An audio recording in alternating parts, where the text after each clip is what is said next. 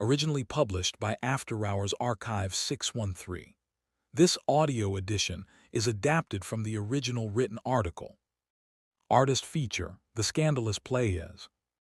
Editorial Note: this article was written with the awareness, participation, and permission of members of the Scandalous Playaz. Portions of this feature draw upon direct conversations with the artists, their responses to interview questions, and publicly available historical materials documenting their experiences within Memphis rap culture, independent music creation, and the continuing evolution of their work. All artist names, song titles, album titles, logos, trademarks, and related intellectual property remain the property of their respective owners. This article is presented as cultural journalism, historical documentation, and cultural analysis. Three friends and a shared vision.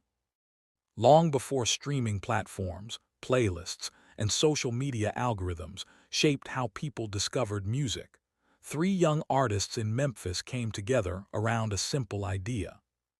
They wanted to make music. The Scandalous Playaz were formed in Memphis, Tennessee in 1992, but the idea began much more simply. During a high school art class, Dangerous Maine and the R.O.D. found themselves discussing music and the local artists they were hearing throughout Memphis. Inspired by artists such as DJ Squeaky, Skinny Pimp, 8 Ball and MJG, DJ Spanish Fly, and others who were helping shape the city's emerging rap scene, the conversation eventually turned into a realization.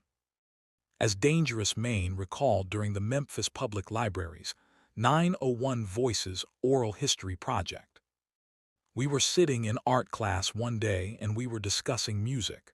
We were talking about the local artists on the scene at the time and we were like, you know what? That seemed like something that we could do." The realization was immediate. We can do this. According to Dangerous Maine, the group was formed that very day. Not long afterward, they connected with Lenn C, who was already involved in the local music scene. Together, they would become the Scandalous Playaz. What began as a conversation between teenagers quickly became something more serious. Through friendships and connections within the Memphis rap community, the group found themselves around many of the artists they had been listening to. While still in high school and only in their mid-teens, they were already performing at Studio G on Beale Street, where DJ Paul and Juicy J were DJing. Looking back, Dangerous Maine remembers being just 14 or 15 years old. The R.O.D. was only slightly older. At the time, they were simply excited to be making music and participating in a culture they admired. Few could have predicted that more than 30 years later, they would still be creating, collaborating, and telling that story. More than 30 years later, one of the first things they point to when reflecting on their journey is not a release, a milestone, or an accomplishment. It is friendship. When asked what allowed the group to survive while so many others disappeared, the R.O.D. offered a simple answer. We have remained friends, like brothers, music or not. It's been about survival and true friendship to the point we're really like brothers. Dangerous Maine expanded on that idea. We're a unique crew. Where one of us might be weak, the other has abundant strength and we lift each other up. We hold each other accountable and know our role. Those answers reveal something significant. Many groups are formed around music. Far fewer remain together for decades. The story of the Scandalous Playaz begins with music, but it continues because of trust, accountability, friendship, and a shared commitment to one another. Making music in Memphis. To understand the Scandalous Playaz, it helps to understand the environment in which they emerged. The Memphis rap scene of the early 1990s was developing its own identity. Artists were creating music outside traditional industry systems, recording wherever they could, distributing tapes independently, and building audiences through local relationships and word of mouth. Dangerous Maine described the period simply. It was a new era. The music reflected the realities surrounding the artists who created it. The climate was survival of the fittest, so our lyrics and music reflected what that sounded like to us.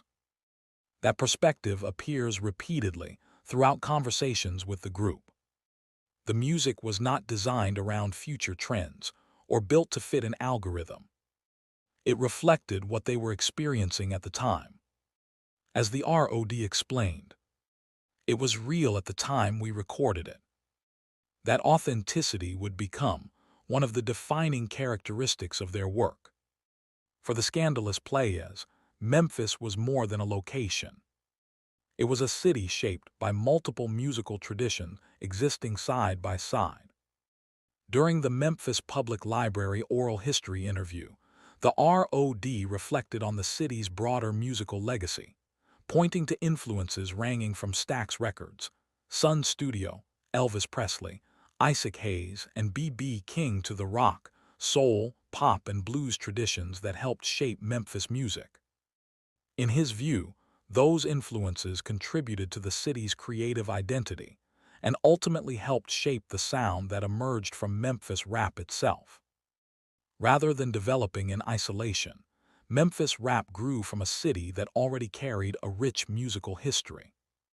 Don't test our Pimpin. Modern discussions surrounding the Scandalous Playaz often begin with phonk, sampling, and internet rediscovery. Yet before any of those things happened, Don't Test Our Pimpin' existed as a complete creative work. Released in 1994, the project captured a particular moment in Memphis rap history through the perspective of the artists who created it. Tracks such as Project Junt's Down to Kill, Train a Bitch, Break a Trick, Scandalous, Don't Test Our Pimpin', Dedication, and Just Trippin' reflected the language, experiences, environment, and attitudes surrounding the group at the time. Creating the project required more than inspiration. Recording technology was dramatically different from what exists today. Artists often worked with 4-track equipment, reel-to-reel systems, drum machines, and whatever resources they could access. Creating music required creativity, persistence, experimentation, and problem-solving. The result was a project rooted firmly in its time, while remaining authentic enough to resonate decades later. The group could not have known it then, but listeners would still be discovering those recordings more than 30 years after they were first made. The recording process itself looked very different from what many artists experience today. Some of the group's earliest work was recorded through R.P Studios in Memphis, before additional material was developed and recorded elsewhere. The equipment available at the time required patience, technical knowledge, and experimentation.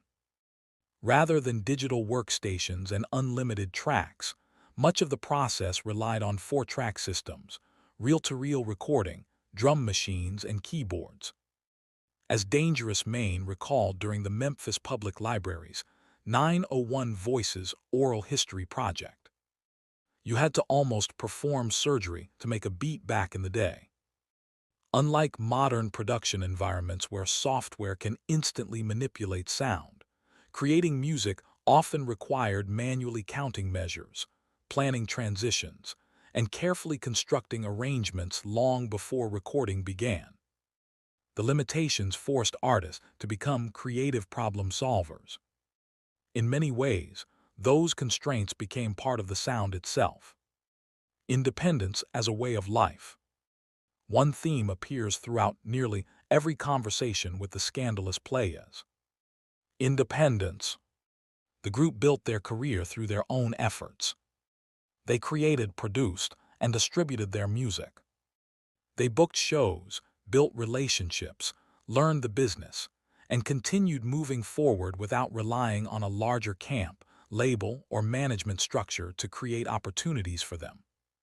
That independence shaped more than just how the Scandalous Playaz released music. It also influenced how they navigated the Memphis rap scene itself. While many artists became closely associated with specific camps, labels, or collectives, the Scandalous Playaz took a different approach. As the R.O.D. explained during the Memphis Public Library's 901 Voices Oral History Project, we weren't affiliated with a specific clique. We weren't affiliated with Gimisum under that camp. We weren't under Paul's camp or Squeaky's camp. We've always been independent. That independence allowed the group to build relationships across the city, rather than remaining tied to a single corner of the Memphis rap community. Dangerous Maine reflected, "We've worked with everybody." Over the years, those relationships led to collaborations, performances, production work, and connections with artists from multiple corners of the Memphis rap scene. At the same time, it meant that the Scandalous Playaz often had to create opportunities for themselves.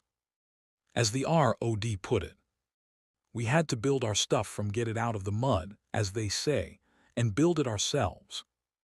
The same philosophy extended beyond recording and releasing music. Unlike many artists who relied on managers, labels, or established infrastructure, the group often organized opportunities themselves. Shows, tour, collaborations, production work, and networking were frequently handled directly by the artists. As the R.O.D. recalled, "We never had like one person or manager booking all the shows for us. We did everything." Dangerous Maine echoed that sentiment. Everything from the production. The approach required the group to wear multiple hats simultaneously. Artist, producer, promoter, organizer, entrepreneur. Looking back, both artists emphasized the importance of understanding the business side of creativity. The R.O.D. reflected, "Guard your music and learn the business of music at all cost first." Dangerous Maine offered a similar lesson. "Keep your business in order and build your catalog." Those answers are rooted in experience. For the Scandalous Playaz, music and business could never be completely separated. As the R.O.D. explained, "This is a business. Even if you put entertainment in front of it, the fact is this is a business." The lesson remains relevant today. Creative work matters. Ownership matters too. Staying true to the art. One of the most interesting aspects of speaking with the Scandalous Playaz is how consistently the conversation returns to authenticity. Dangerous Maine offered perhaps the clearest explanation. "I learned that being authentic can be twofold. On one hand, your purpose and your why can dictate your authenticity. Authenticity can also be defined by your degree of originality." He continued, "We've always been true to the art and allowed our personality and perspective to shine through." That philosophy helps explain why the group's music continues to connect with listeners. The sound was never built around imitation. It came from experience, experimentation, taking risks. The artists were not attempting to recreate somebody else's vision. They were expressing their own. The work continues. One of the biggest misconceptions surrounding long-running artists is the assumption that their most important work exists entirely in the past. The Scandalous Playaz challenged that assumption. While Don't Test Our Pimpin' remains a significant part of their story, it is far from the end of it. Over the years, they continued releasing music, collaborating with artists and producers, revisiting earlier material, and exploring new creative opportunities. Projects such as the Scandalous Playaz Reloaded revisit earlier recordings through a contemporary lens. Described as old school meets the future, the project reflects an ongoing willingness to engage with their own history while continuing to move forward. Their modern catalog includes collaborations with artists and producers such as Strife, Young Benzo, Kush Drifter, KNXB, Dragon Boys, Project Pat, Phonk Kicks, Thipany X, and others. Releases such as Eternal, Trust None, Bulletproof, Love for the Streets, Somebody Scared, Somebody Scared.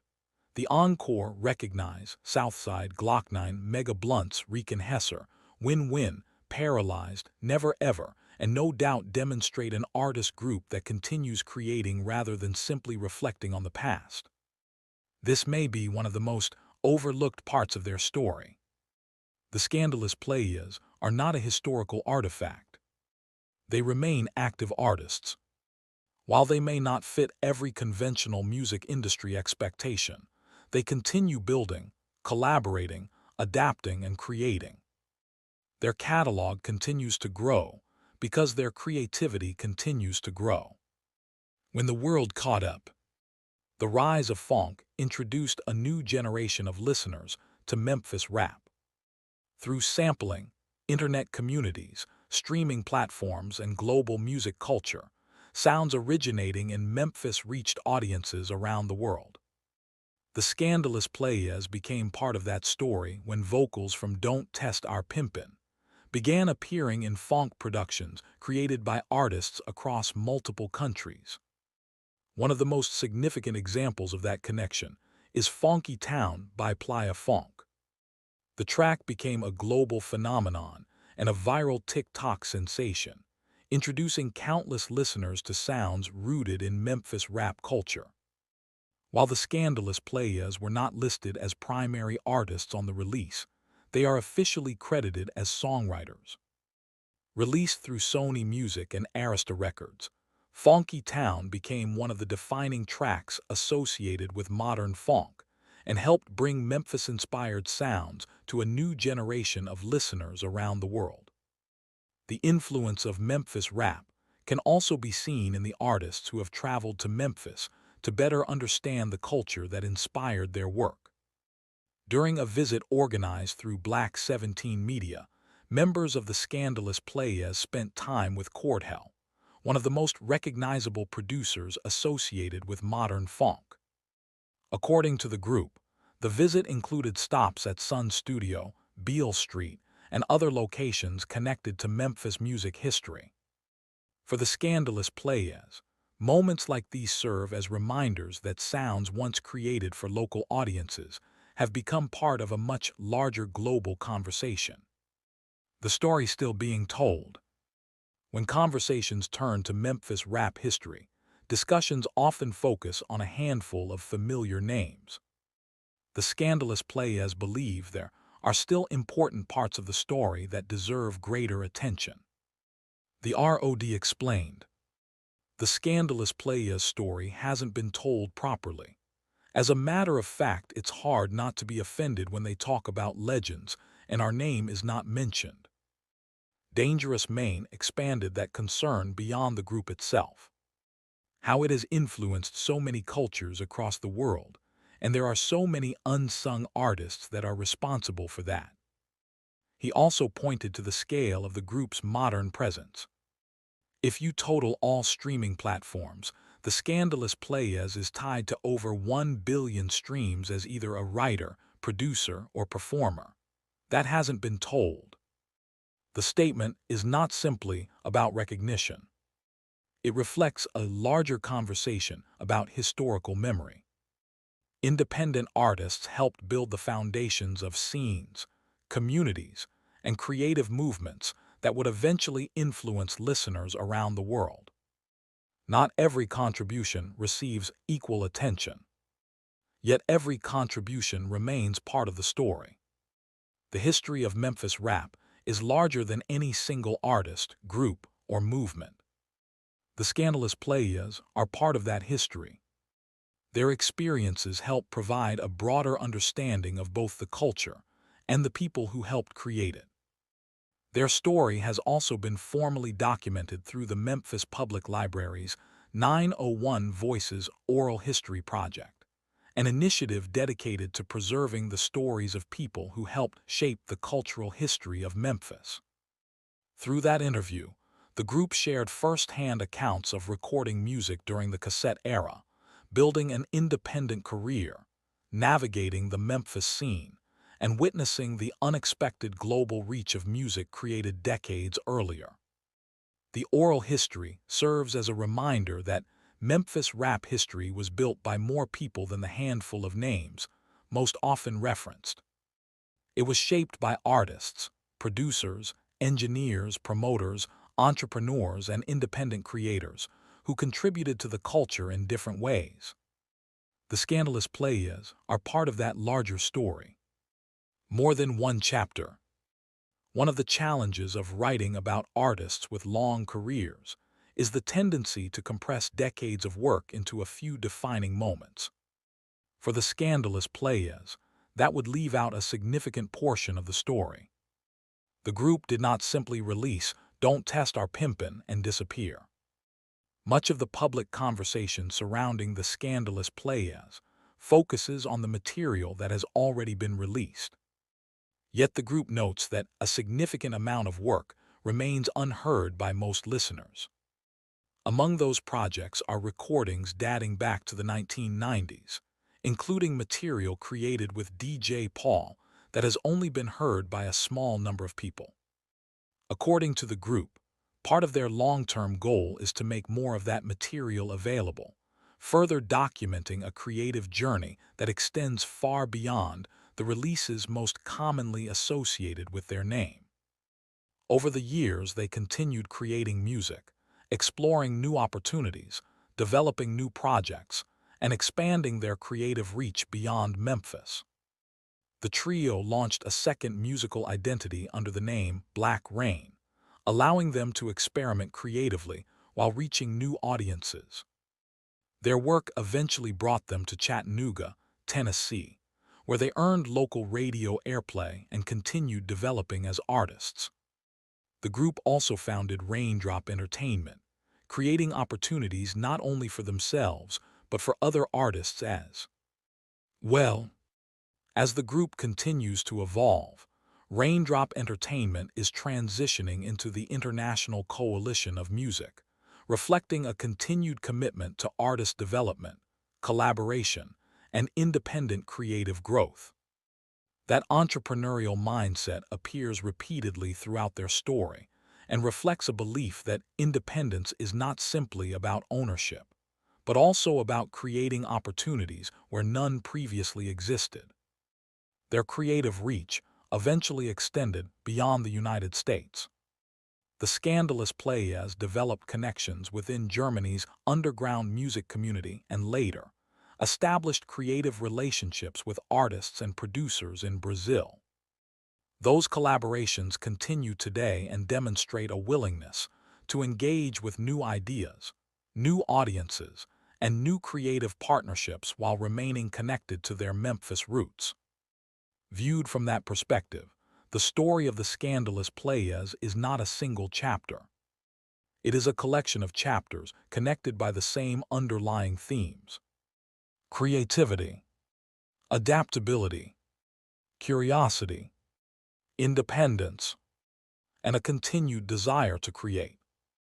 Beyond recognition. One of the most interesting things about speaking with the Scandalous Playaz is how rarely the conversation returns to numbers. The group has every reason to discuss streams, milestones, and statistics. Instead, they consistently return to friendship, to accountability, purpose, creativity, and to the music itself. Even discussions about legacy lead back to the same place. Not recognition, not validation. The work, the music, and the people. When asked what longevity means, both artists offered remarkably similar answers. The R.O.D. Longevity is not really the goal for me. It's making music that has a feeling or a soul.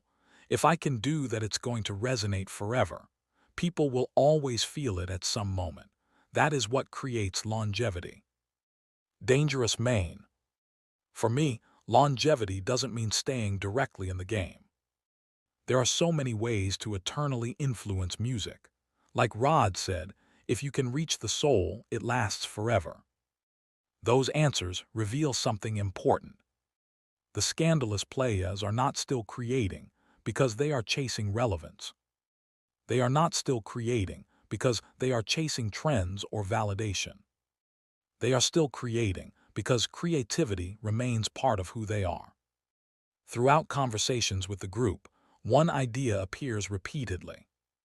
Music was never simply a product, a business, or a means to an end. It was a form of expression, a creative outlet, a way of documenting experiences, perspectives, relationships, and moments in time. That perspective helps explain why the group continues to create more than 30 years after forming in Memphis. It helps explain the continued collaborations, releases, and experimentation. The willingness to explore new ideas, new sounds, new partnerships, and new audiences. 3 decades after forming, the Scandalous Playaz are still adding chapters to their story. Not because they have to, because they want to. They still have something to say, something to contribute, and because they still enjoy the process of evolving their craft. The modern conversation surrounding the Scandalous Playaz often begins with a sample, a stream count, or a playlist. Yet those things only tell part of the story. The larger story is one of friendship, trust, persistence, and artists who remained committed to the work even when recognition did not always follow. Their music traveled. Their influence spread. The catalog grew. Their audience expanded. But beneath all of it remains the same foundation that existed when 3 young artists came together more than 30 years ago. The desire to create. And if their story demonstrates anything, it is that creativity does not belong to a particular era. It belongs to the people willing to continue carrying it forward. As Dangerous Maine put it, if you can reach the soul, it lasts forever. This audio edition was adapted from the original written article published by Afterhours Archive 613. Recommended listening, social media information, and source materials are available in the original written article published by Afterhours Archive 613.